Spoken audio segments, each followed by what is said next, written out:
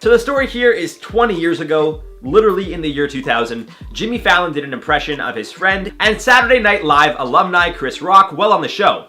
For those of you who don't know, Rock was a cast member of the show from 1990 to 1993, and Fallon was a part of the team from 1998 until 2004. The specific skit in question shows Fallon wearing blackface, pretending to be Chris Rock while appearing on the Regis Philbin show. Regis in this skit was portrayed by Daryl Hammond. Since the backlash began, Fallon was quick to issue an apology on Twitter, writing the following. In 2000, while on SNL, I made a terrible decision to do an impression of Chris Rock while in blackface. There is no excuse for this. I am very sorry for making this unquestionably offensive decision, and thank all of you for holding me accountable. Now, as you can imagine, people were divided in the first place, but now that Fallon has apologized, people are calling him out saying he shouldn't have apologized for a skit from 20 years ago, especially considering how it's more than likely he didn't even write it. What is the guy supposed to do? I mean, not do it in the first place, I get that. But I'm saying from this point on, like, he apologizes, people get mad. He doesn't apologize, people get mad. I don't know. I mean, you could argue that Fallon himself made the decision to agree to do the skit knowing he'd be in blackface. But what about the people who thought it'd be funny in the first place? The people that suggested the idea. They're not supposed to be reprimanded? Why isn't Lorne Michaels, one of the creators and producers of Saturday Night Live, getting called out for allowing the skit to be on his program? It's an interesting topic to discuss, that's for sure. In the skit itself, Fallon is seen wearing a black turtleneck, a black leather jacket, and said the following. I've seen Who Wants to Be a Millionaire, and guess what? Not a lot of black folks on the show. Know why? Because black folks don't like to answer questions. Oh, they want to be millionaires, but you gotta ask their kind of question. Like, in 1981, how many grams of crack did Rick James smoke when he recorded Super Freak? There were other people questioning why Fallon is being canceled for blackface when black comedians like Eddie Murphy, Chris Rock, and Dave Chappelle have all done whiteface in the past. Some also referenced the film White Chicks, a great film by the way, where the Wayans brothers, Marlon and Sean, literally dress up as white girls for the majority of the movie going undercover as cops. Just want to clarify here guys, I'm not asking this, it's people on Twitter. I'm simply just reporting a story. So, if you guys have anything you want to say about any information I report, please, just head to Twitter. But again, a very interesting point. Some asked why it was okay for Robert Downey Jr. to do blackface in Tropic Thunder, while others claimed it wasn't, but Iron Man overshadowed that controversy. But clearly people are bringing up things from the past, so why hasn't RDJ been canceled? Not that I'm calling for it, I just don't understand why certain people are dragged for things others aren't. First up, the governor of Montana has signed a bill banning TikTok in the state. Greg Gianforte took to Twitter to announce the decision. He said he did it to protect Montana's personal and private data from the Chinese Communist Party. This officially makes Montana the first state to ban TikTok. The bill will take effect in January and it will prohibit the app from operating within state lines, and violators will face fines of up to $10,000 per day. This also goes for any app store that is found hosting it. In a statement on CNN, TikTok said that it would push back to defend the rights of users in Montana. They wrote, Governor Gianforte has signed a bill that infringes on the First Amendment rights of the people of Montana by unlawfully banning TikTok, a platform that empowers hundreds of thousands of people across the state. We want to reassure Montanans that they can continue using TikTok to express themselves, to earn a living, and to find a community as we continue working to defend the rights of our users inside and outside of Montana. NetChoice also pushed back on the bill, calling it unconstitutional. They released a statement saying the government may not block our ability to access constitutionally protected free speech, whether it is in a newspaper, on a website, or via an app. In implementing this law, Montana ignored the US Constitution, due process, and free speech by denying access to a website and apps their citizens want to use. Of course, not everyone was taking the news that seriously. Some people on Twitter have joked that Montana is an irrelevant state and made jokes about the small number of people who will be affected. Others suggested that the bill won't have a massive impact on those looking to stay on the app. One person wrote, if they ban TikTok, they just move to another app like YouTube Shorts, which was already second to TikTok. This law comes as TikTok faces growing criticism for its ties to China. The app is owned by China-based company called ByteDance. Many US officials have expressed the fears that the Chinese government could potentially access US data for spying purposes, although so far there is no evidence that they have ever done so through that app. About a month ago, the CEO Xiaozi Chu pleaded with the US government at a congressional hearing. He faced 4.5 hours of questioning from Congress, most of which received a whole lot of criticism. Many people found it difficult to watch the stubborn, never-ending line of questioning. When clips of the hearing went viral, it made the lawmakers look like a laughingstock because they were just so clearly out of their depth and lacked a very basic understanding of how the technology works. At one point, US Representative Richard Hudson said, "Mr. Chu, does TikTok access the home Wi-Fi network?" The CEO then looked a little confused and said, "Only if the user turns on the Wi-Fi. I'm sorry, I may not understand the question." In response, Hudson said, "So I have the TikTok app on my phone, and my phone is on my home Wi-Fi network. Does TikTok access that network?" Mr. Chu then explained that it would have to access that network in order to connect to the internet, which is obvious to everyone watching the hearing. In fact, that particular line of questioning sparked a wave of jokes on Twitter, and it seemed like everyone was confused at how someone so technologically illiterate can be on a committee like this. The committee chair, Kathy Morris Rogers, said, "We do not trust TikTok will ever embrace American values for freedom, human rights, and innovation. TikTok has repeatedly chosen the path for more control, more surveillance, and more manipulation. Your platform should be banned." In response, the CEO emphasized that there has never been any evidence of the Chinese government accessing TikTok user data. He said that countries that have banned the app on government devices have done that based on hypothetical risks only. When he was asked if ByteDance has ever spied on American citizens, he responded by saying, "I don't think that spying is the right way to describe it. Lawmakers pushed and pushed him for hours, but by the end of it, they were just not satisfied with his responses. And so it looks like they held up their conviction that TikTok was a tool that could be exploited by the CCP. Alright, now let's talk about Billie Eilish breaking up with Jesse Rutherford. Billie's rep spoke to Page 6 and said,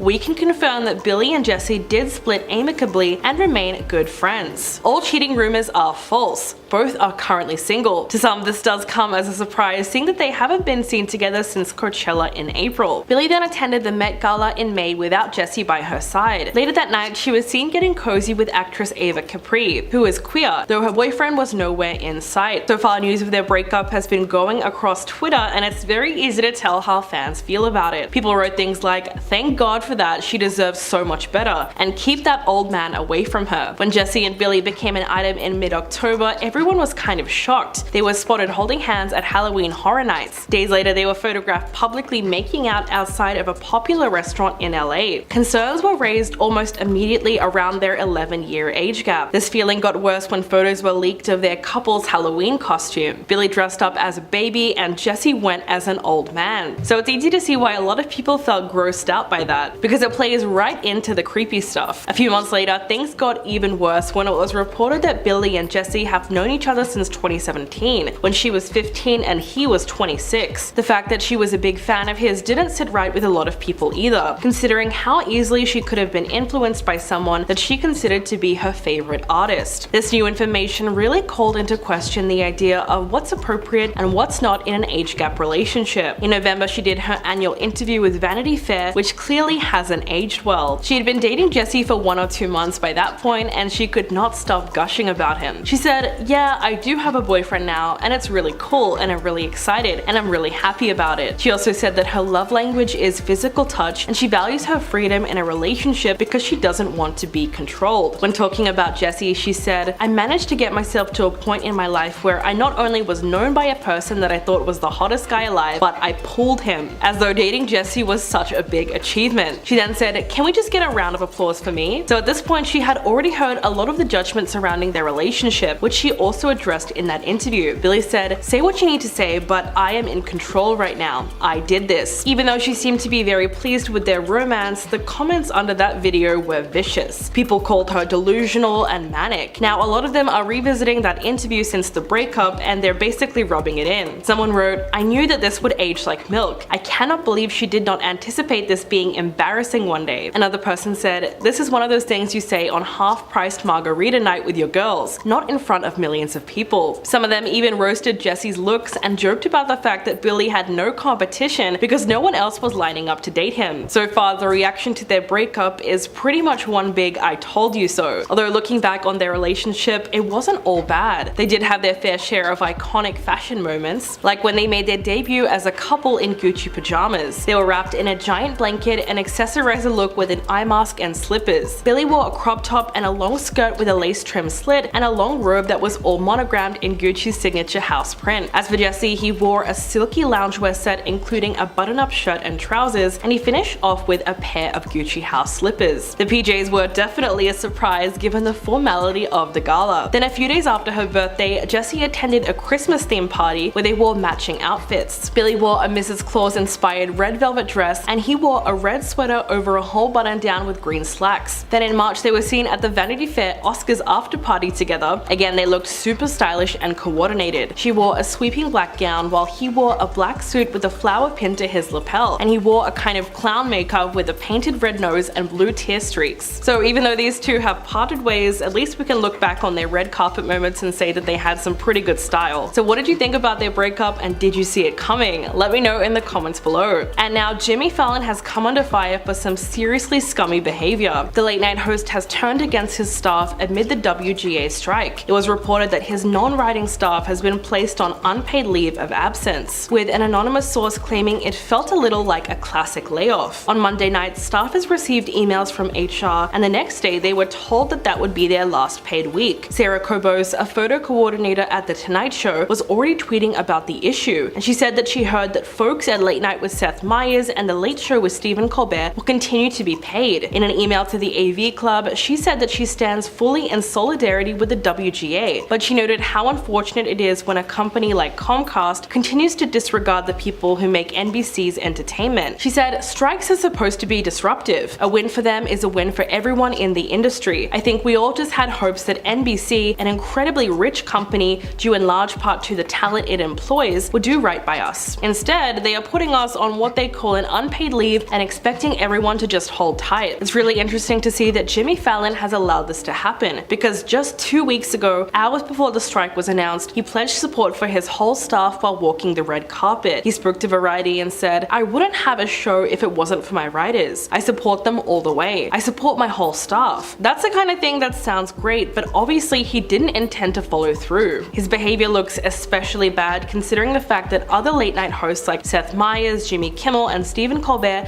are keeping the paychecks coming. But now that everyone knows how he's treating his staff, Jimmy is getting called out on a massive scale, literally on every single social media platform, even one of the newest ones called Blue Sky, which is said to be similar to Twitter. He made a post announcing that he was going to be joining, and people wasted no time attacking him online and calling for others to do the same. One viral post said, "If you have a Blue Sky account, we are bullying Jimmy Fallon." Blue Sky users then all started piling on him, imploring him to do right by his staff in the way that other late night hosts are. But the good thing is that the WGA has no shortage of celebrity support. Seth MacFarlane has reportedly exited Family Guy and American Dad until a deal can be secured. He's the creator of both shows, so he holds a whole lot of power over the production company. Last week, he told 20th Television that he will no longer work on either series until the strike ends. His absence probably won't cause too much of a disruption because Family Guy has just concluded its 21st season on May the 7th, and American Dad is already midway through its 20th season. But Seth is still showing his support in the best way possible. Apparently, he was even seen on the picket lines last week, so everyone knows where he stands. In Hollywood, film and TV productions have slowed to a halt as the strike approaches the end of its third week. Writers say that they have suffered financially during the streaming TV boom, partly because shows are having shorter seasons and they are receiving smaller residuals. This transition has cut their pay and forced them to work more for less money. While the budget for TV series has soared over the past decade, the pay for writers and producers has actually fallen. So for now, the two sides remain miles apart after they failed to reach a deal, and at the moment there is no clear path to restart negotiations. The WGA says that studios refuse to accept that structural change is needed to stop the dismantling of weekly employment, and in response the studios say that you can't roll the clock back to a different era of television. We all remember Ellen DeGeneres and James Corden's huge scandal, right? Well, now Jimmy Fallon is facing similar accusations surrounding a toxic work environment. Fallon has been running this popular talk show, The Tonight Show starring Jimmy Fallon, since 2014, and their 10th season was just recently wrapped up earlier this year. However, many employees working for Fallon have come out to discuss how their dream job was now ruined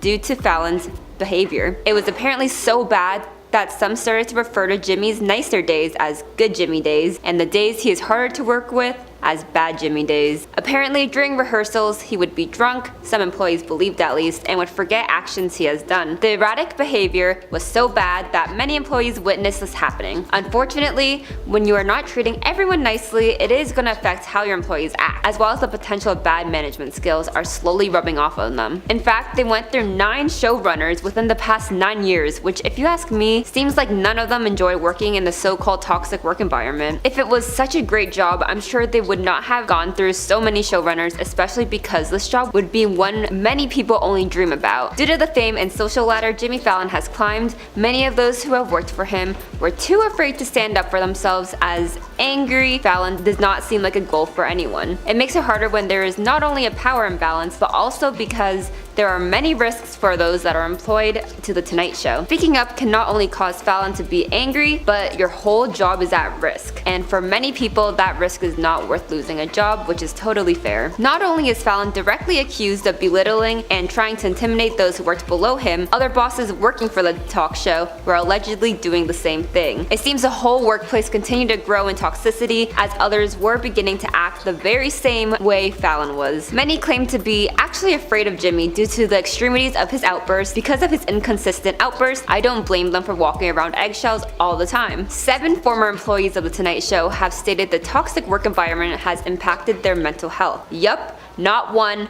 or 2, but 7. It was so toxic that many employees have come out to say it was common to hear other people talking and joking about wanting to take their own lives. Not only that, but many often refer to the guest dressing room as their crying room because of how many people would go in there when they were upset and let their emotions out. It must have really been terrible for these employees to start giving nicknames to rooms they used to cry in. It must have been hard trying to get through your day at work, especially with all that stress and pressure surrounding you. Clearly, more than just a few employees felt this way while working for Fallon, as making jokes about ending their life because of how awful the work environment was for them shows how bad this workplace was for a numerous amount of staff members, and that sounds extremely unhealthy, and I can't even imagine how these employees are feeling. Rolling Stones actually reached out to 30 more former employees for The Tonight Show for comments, and many did talk about how Fallon has comedic gifts and talent, but none, yes, 0 of them mentioned a positive experience while working for Fallon. Remember the 9 showrunners they went through in 9 years? Well, none of them gave a comment or even a statement of support, which is very common in the industry. You may be wondering what Jimmy Fallon, the man himself, has to say about this. Well, after these reports came out, he then decided to have a Zoom call meeting with the members of his staff and apologize for his behavior by stating how sorry he was and how he felt embarrassed. Well, it is unfortunate to hear another talk show host who seemed to be so loving on camera to be the complete opposite behind the scenes, because nobody ever called out Fallon on his behavior. He could have been unaware they were feeling mistreated. I don't blame the employees for not calling him out, because not only is Jimmy their boss, but it does put their job at risk. And if all the claims of his erratic behaviors are true, I would absolutely do anything I can to avoid being on Fallon's bad side. Although no one directly addressed Fallon over the years, it is one of his responsibilities to ensure the workplace is somewhat safe for everyone, and if that means finally hearing what others have called you out on, then so be it. It is truly unfair for these employees, as we also have no idea how long this has been going on for. While the cycle of showrunners date back to 2014, which means there is potential the workplace has not been safe since the very beginning of this talk show. Well, now that he has apologized, I guess we'll have to wait and see if employees feel like this was genuine and if changes begin to happen. Now, there's no way you haven't heard about Joe Jonas and Sophie Turner's divorce. Well, many celebrities shared their thoughts on this news. If you somehow didn't hear, Joe Jonas has filed for divorce from his wife of 4 years and the mother of their 2 children, Sophie Turner. There has been a ton of speculation hinting at a divorce for some time. However, just recently it has been confirmed once Jonas filed. The two have apparently been having issues since last December, and Sophie also decided to separate from Joe during the beginning of summer of this year. Joe tried to reignite their relationship by flying to the UK to visit her. However, they were unable to solve their problems as Joe filed for divorce. Well, Sophie took it to Instagram to post a statement from both her and Joe. The statement discusses how her and Joe mutually decided to end the marriage and hope everyone respects their privacy, especially during this time, for the sake of them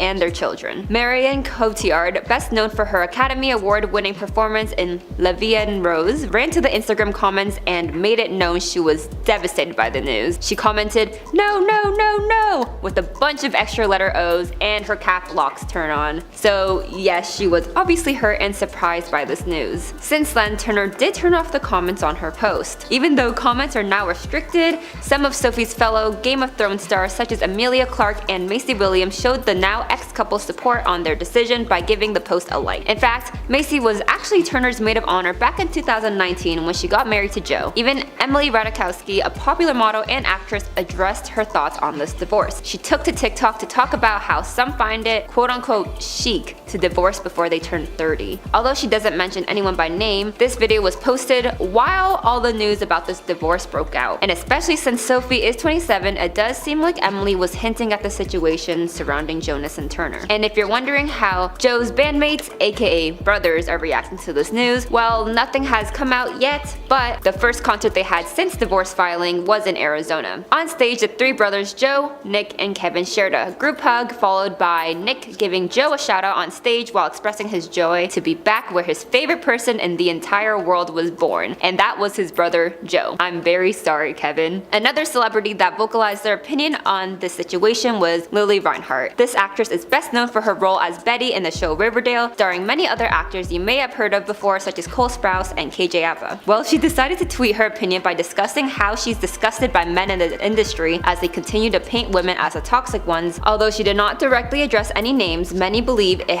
was about Joe and Sophie, especially because she chose to tweet this following the news of their divorce. She also tweeted a similar message before this one, and her tweet read, "Stop making villains out of women every chance you get," especially since there has been numerous rumors surrounding the situation, and most of them accusing Sophie of being a bad mother because of the parent partying phase Turner is in. This definitely correlates with what Lily tweeted about, but obviously we don't know for sure. So far, it has been pretty mixed where people stand when it comes to the news of this divorce. Many fans believe Joe and Sophie should do whatever it takes for them to be happy co-parents for their kids, whereas others are extremely devastated and shocked by this news, especially because of how many people have looked up to them and idolized them. These celebrities also seem to be mixed on where they stand with both Joe and Sophie, but maybe with time more people will speak their opinion on what happened. Although this sudden news did shock me, I'm hoping these two are able to move forward and start a new chapter in their lives, all while co-parenting. A divorce is hard enough for both parties and even harder for children. Now imagine your family's issues being blasted all over the internet. It definitely makes the situation a little harder to manage because of all the heavy public speculation. I mean, we've seen a countless amount of celebrity divorces, and with maybe some time apart can help strengthen their relationship in order to co-parent. While we're on the topic of Joe Jonas and Sophie Turner, Joe Jonas is facing a ton of backlash ever since his alleged PR stunt. Right after the news about his divorce became public, Joe was seen with his two daughters alongside the nanny at a restaurant. So what's the big deal? Well, Sophie has always made it known that she cares about her children's privacy. Pictures of their daughter were never released to the public. Their second child's name was also never been told to the public. And with the amount of attention and cameras these celebrities have on them all the time, Sophie was only being a responsible mother when it came to protecting their children,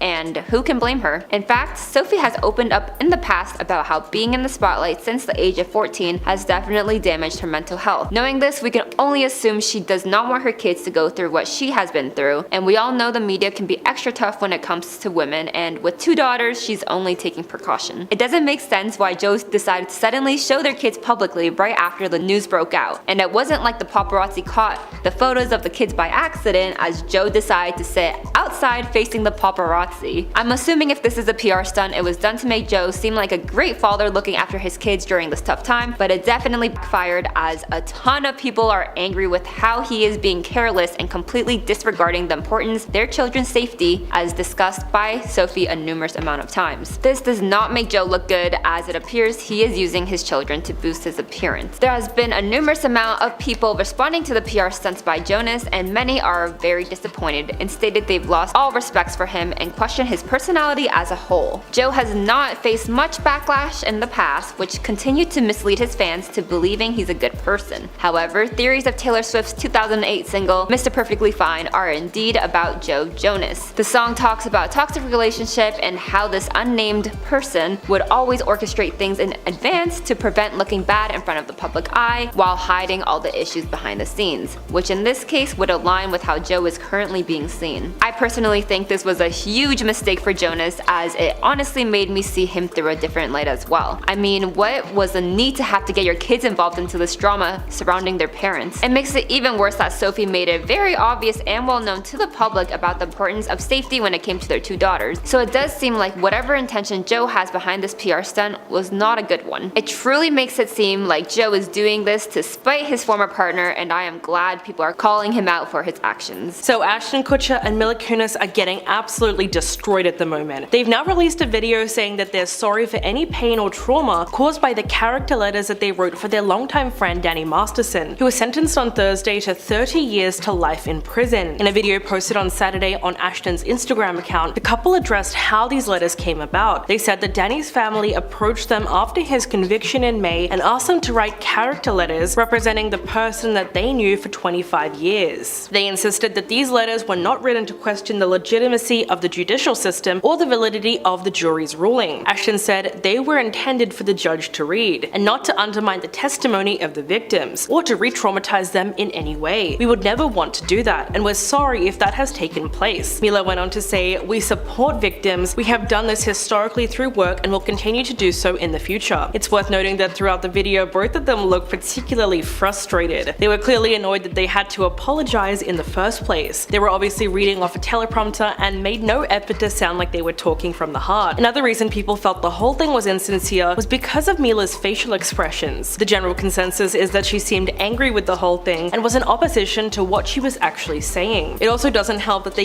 used the word "if" when talking about taking accountability for the hurting victims. Following the sentencing on Thursday, more details surrounding the case have been revealed to the public, including the full letters which got completely leaked. In them, the couple asks the judge for leniency in the case. Mila wrote, "The first time I met Danny during our time working together on that 70s show, and from the very beginning I could sense his innate goodness and genuine nature. Throughout our time together, Danny has proven to be an amazing friend, confidant, and above all, an outstanding older brother figure to me. His caring nature and ability to offer guidance have been instrumental in my growth both personally and professionally. One of the most remarkable aspects of Danny's character is his unwavering commitment to discouraging the use of substances. His influence on me in this regard has been invaluable." She went on to talk about Danny's role as a husband and a father to his daughter, which she says has been nothing short of extraordinary. Mila said that witnessing his interactions with his daughter has been heartwarming and enlightening. She explained that Danny prioritizes his family, education, and happiness above all else, demonstrating his unwavering commitment to being a loving and responsible parent. So it's pretty obvious why she got called out for that. As a character witness, she attested to Danny's positive qualities as a friend and a father, as though that would somehow take away from his crimes. The letter written by Ashton was not any better. He wrote, "As a friend, Danny has been nothing but a positive influence on me. He's an extraordinarily honest individual and intentional human being. He set a standard of being a hands-on dad." He went on to say that they've spent countless hours together with their kids, and he's among the few people that he would trust to be alone with his son and daughter. He's also a dedicated and loyal husband with an unwavering commitment to his wife. But the worst part of this comes towards the end of the letter, where Ashton acknowledges that he did commit these horrible crimes against two women, but he hopes that his testament to his character will be taken into consideration in sentencing. In other words, he would love it if a few years got knocked off his sentence. And there's one detail about Ashton Kutcher and Mila Kunis that has the internet even more angry. It's their work in Thorn, which is a humanitarian work to stop organized crime, specifically focusing on helping young people stay safe online. So that adds a whole nother layer of hypocrisy to this story, and that's why they're getting called out. They've received a ton of backlash online, but one of the best responses comes from actress Christina Ricci. The day after they posted that apology video, she took to Instagram and wrote, "Sometimes people we have loved and admired do horrible things. They might not do these things to us and we only know what they were to us, but that doesn't mean that they didn't do the horrible things." She talked about how it's tough to accept this duality in the people that we know and love, but if we support victims then we must be able to take this stance. Christina went on to say, "Unfortunately, she's known a lot of awesome guys who are lovely to her at one point in time, especially in public, but in private they have proven to be horrible people who are capable of despicable acts." This is something she's sadly had personal experience with, so that's why she says we should believe all victims, since it's not easy to come forward and it's not easy to get a conviction either. And now another major celebrity is getting exposed and we have to talk about it. So what's been happening with Jimmy Fallon lately is crazy. He's now in hot water for allegedly fostering a hostile work environment at The Tonight Show. Recently, Rolling Stone released a scathing report after speaking with 16 employees about their experience working on the late night show. After the article's release, Jimmy reportedly held a Zoom meeting with the show's staff and apologized. According to CNN, he told his employees that he did not mean to create that type of atmosphere for the show and that he was embarrassed by the allegations. He said, "It's embarrassing and I feel so bad. Sorry if I embarrassed you and your family and friends. I feel so bad I can't even tell you." Jimmy started hosting The Tonight Show back in 2014 following a 5-year stint as the host of Late Night with Jimmy Fallon. Over the past decade, The Tonight Show has become massively popular, with clips from the show consistently going viral. But behind the scenes, working on the show is less glamorous than it seems. After speaking to staff, Rolling Stone learned about a shaky management system, seeing that there have been 9 showrunners in the past 9 years, and a massive pattern of mistreatment. Employees described frequent outbursts from Jimmy and feeling bullied by their managers. They also referred to dressing rooms as crying rooms and would even joke about ending their lives due to stress and constant belittling. One common theme amongst employees was that they didn't feel comfortable expressing their grievances to HR. One person said, "It's a bummer because it was my dream job. Writing for late night is a lot of people's dream jobs. And they're coming into this and it becomes a nightmare very quickly. It's sad that it's like that, especially knowing that it doesn't have to be that way." Another former employee said that any change to the show can only come from within. Quote, "I love The Tonight Show and I love comedy. I gave my heart and soul to that place. I want them to succeed and do well, but for that to happen, there are major changes that need to take place, starting with Jimmy. They all need to dig their heads out of the sand and do something about the very obvious problems that we all know are happening." During Jimmy's own apology, he expressed hope for the future of The Tonight Show and said that he wants it to be fun and inclusive for everyone. It's worth noting that multiple employees have also come forward to defend him during the scandal. 4 TV producers spoke to the Daily Mail, praising Jimmy as a supportive and collaborative leader who makes many of them feel like family. One staffer said, "From the day I walked in, I felt as if everyone was energized and excited about creating a very positive workplace, especially Jimmy, and I work closely with him. They noted that they are with him on a daily basis and they have to deliver bad news or disagree with him, but they still think very highly of him. Apparently he's open to changing his mind if someone else offers a difference of opinion." They said, "I cannot say enough good things about him, about how he is an empathetic person, how he hears other people's opinions, and how he's open to being flexible." Not only that, but fellow celebrities are also coming to his defense now. According to Jerry Seinfeld, Rolling Stone's recent expose includes an idiotic twisting of events. In the report, 2 employees said they witnessed Jimmy berate a crew member who was holding cue cards during the taping of the show with Seinfeld as a guest. Quote, "They say it was an uncomfortable moment. Seinfeld told Fallon to apologize to the cue card production member, which he allegedly did. The employees say this incident, which felt awkward to watch, did not make it to the version of the show that appeared on television. It was very awkward and Jerry Seinfeld was like, 'You should apologize to him,' almost trying to make it a joke. It was one of the strangest moments ever and so many people were there, so it's kind of hard to forget." Seinfeld said in a statement that this incident was not uncomfortable at all and he told a different version of events. He said, "This is so stupid. I remember this moment quite well. I teased Jimmy about a flub and we all had a fun laugh about how rarely Jimmy is thrown off. It was not uncomfortable at all. Jimmy and I still occasionally recall it and laugh. Idiotic twisting of events." The Tonight Show is currently on hiatus due to the SAG-AFTRA strike. During the first 3 weeks, Jimmy and NBC paid their staff salaries, but now they're all on unpaid leave of absence. In the meantime, he's working on a podcast with fellow late night television hosts Jimmy Kimmel, Stephen Colbert, Seth Meyers, and John Oliver. All the proceeds from the show called Strike Force 5 will go towards their staff until the strike ends. So at least he's taking care of his staff in this way. And now, what is going on with Lil Nas X? The premiere of the documentary Lil Nas X Long Live Montero was delayed after a bomb threat was called in at the Toronto International Film Festival. The Saturday night premiere of the film at Toronto's Roy Thomson Hall was delayed by about 20 minutes while the authorities verified that the threat wasn't credible. Lil Nas was kept off the red carpet during that time. Judy Lung, the Vice President of Public Affairs and Communications for TIFF, said in a statement that Toronto police investigated the vicinity of the red carpet ahead of the screening. Quote, "Our standard security measures remained in place during this time and the screening commenced with a slight delay. To our knowledge, this was a general threat and not directed at the film or the artist." His documentary Long Live Montero documents his 8-month tour beginning in September of 2022 for his full-length debut album Montero. The gala screening was scheduled for 10 p.m. and the documentary's co-directors arrived on the red carpet first, posing with fans that lined the entryway. But as Lil Nas pulled up in his car to join them, organizers were informed of a threat that had been called in and he was told to hold on. The threat specifically targeted him for being a queer artist, so his arrival was delayed while TIFF security conducted a sweep of the venue. A representative for the Toronto Police Service talked about the incident and said, "Yesterday at the TIFF, a passerby uttered a threat towards private security. Out of an abundance of caution, the Toronto police at the private security swept the scene and cleared within 20 minutes. The threat was general and did not target any one person." In its 46-year history, TIFF has been relatively incident-free when it comes to security. In 2017, the festival invested in tighter cybersecurity measures after a hack crippled box office capabilities and citywide Wi-Fi connections at the Sundance Film Festival in Utah. In 2018, Toronto introduced sniffing dogs and bag checks at screenings, all in response to local attacks. But thankfully, none of this seemed to really affect Lil Nas X too much. In an exclusive interview ahead of the documentary's premiere, he told Variety about the impact he hopes the film will have on audiences, specifically as it addresses issues of representation. He said, "I know in my lifetime, while I'm here, I'm going to do my best to make the ceiling unreachable to where we can go as black queer people. And I mean unreachable as like it can go above and beyond." So he's always working towards better representation in the community, and he's going to continue doing so regardless of how some people feel about it.